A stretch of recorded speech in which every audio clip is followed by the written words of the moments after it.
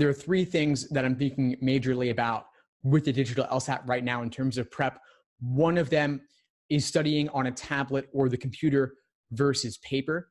It's really important to ideally have a tablet, or if not that, at least the computer, so you can get used to doing problems on screen and doing the work on the scrap paper on the side. This is a very different experience from doing the digital LSAT practice on a paper version of the exam, where you can physically cross things off on the page and do your diagrams, for example, next to the question. On the digital LSAT, you won't be able to do any of that.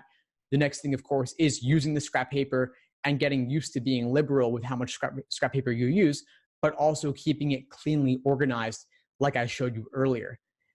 And the third thing, like I mentioned earlier as well, is only being able to see one question at a time. So using those cutouts can be really useful for that, or narrowing your field of vision with a PDF, for example, or focusing what you have on the screen in front of you.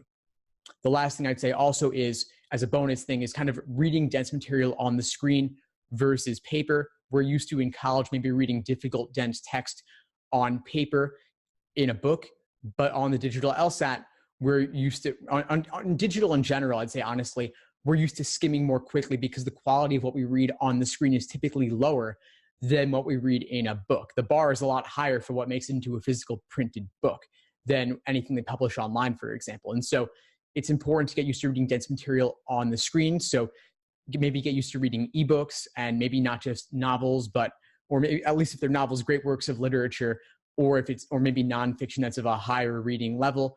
And of course, getting used to doing LSAT problems on the screen as well in addition.